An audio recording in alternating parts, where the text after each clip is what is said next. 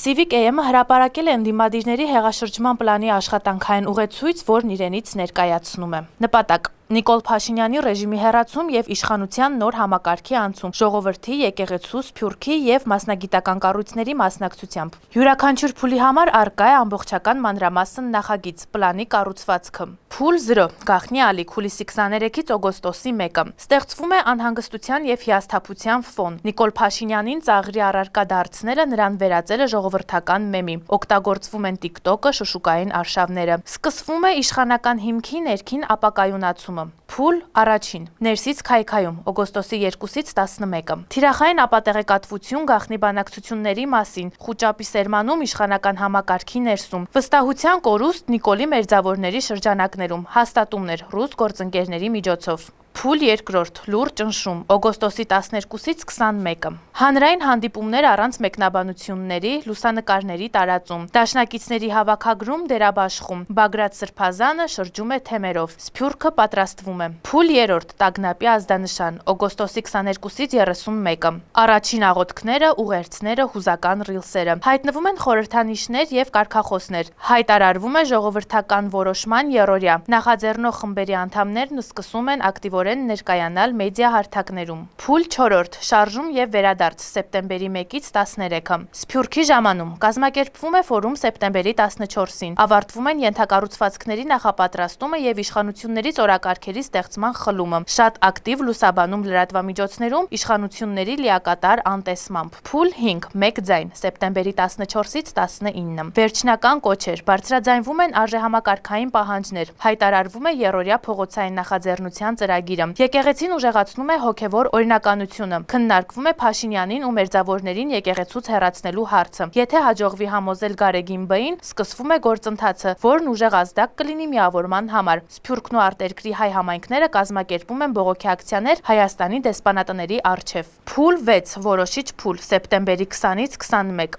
Սեպտեմբերի 20. Շարժման գագաթնակետ, սեպտեմբերի 21. Անկախության օրը, ժողովրդի կամքի գործողություն, հրաժարականի պահանջների բարձրաձայնում, անցման մեկնարկ։ Փուլ 7. Նոր ուժ, սեպտեմբերի 22-ից 30։ Կազմվում է ժամանակավոր խորհուրդ, սկսվում է ինստիտուցիոնալ անցումը եւ նոր կուրսի միջազգային ճանաչման գործընթացը, սկսվում է նախկին համակարգի մնացորդների մաքրում։ Տեխնիկական հենասյուներ, կոորդինացիոն խորհուրդ, տեխնոկրատ աշխատախումբ, իշխանությանը եկեղեցուց հեռացնելու իրավասությամբ եկեղեցի, սփյուռք եւ օլիգարխիա որպես ռեսուրսային թիկունք, TikTok, Telegram, Instagram որպես ազդեցության գործիքներ։ Գլխավոր կարգախոսը՝ հեռացիր, որ ապրենք։ Հիմնական թիմ եւ նախաձեռնողներ, նախաձեռնող խումբ առաջին, զգացմունքային բլոկ, Բագրատ Սրբազան, ամենաբարձր եւ կայուն վարկանիշով անցումային ժամանակահատվածի վարչապետի թեկնածու, Արմեն Չարչյան, ինտելիգենցիայի ներկայացուցիչ, անցումային ժամանակի վարչապետի թեկնածու, սահմանադրական կարգի պահպանման երաշխավոր, ՀՀԴ ներկայացուցիչ Սփյուռքից, Ֆրանսիա, Ռուսաստանաբնակ հայ Սփյուռքի ներկայացուցիչ,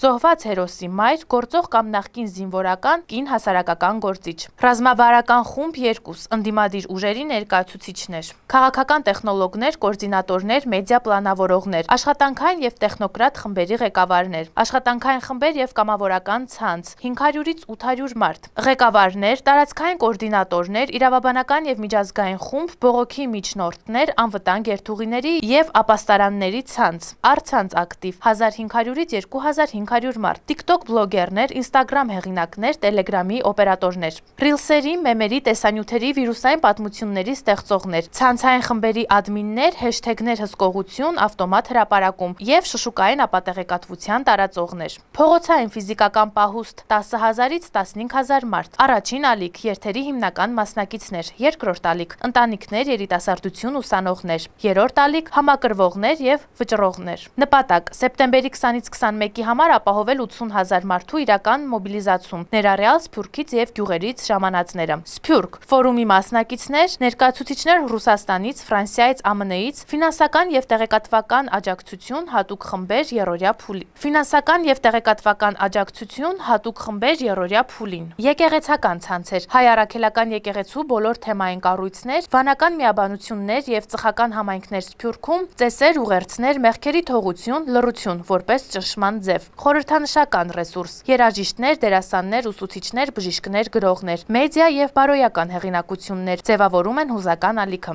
Անհրաժեշտ է համոզեմ Ռոբերտ Քոչարյանին եւ Սերժ Սարգսյանին հասնել հաշտության եւ միասնական աջակցության, ստանալ ռուսաստանյան հայազգի օլիգարխների աջակցություն եւ միջոցներ, համոզել Գարեգին Բ կաթողիկոսին ակտիվություն դրսեւորել։ Մարդկային ռեսուրս՝ Գագիկ Ծառուկյան 15000-ից 20000 մարդ եւ ուղերձ, Սամվել Կարապետյան 5000-ից 8000 մարդ եւ ուղերձ, Սամվել Ալեքսանյան 5000 մարդ, Ռոբերտ Քոչարյան, ՀՅԴ, Սերժ Սարգսյան, Գազպրոմ Արմենիա, ռուսական երկաթուղիներ, արցախցիներ, նախկին զինվորականներ, IT ոլորտի բիզնես էլիտա, երիտասարդություն եւ ազգային փոքրամասնություններ 2000-ից 3000 մարդ։ Հակաճգնաժամային պլան։ Ինչ անել, եթե Նիկոլը մինչև սեպտեմբերի 14-ը ստորագրում է համաձայնագիր Ալիևի հետ, սկսում է ճնշում եկեղեցու նկատմամբ, ձերբակալում է առանցքային դերակատարներից մեկին։ Պլան B C, օրինակ, ակտիվ ուժերի շտաբ վերաուղում դեպի ռուսական եւ եվրոպական խորհրդարանների, փողոց դուրս գալու արագ ռեակցիա առանց 20 սեպտեմբերի սպասելու, այլ իրադարձությունից 72 ժամ անց։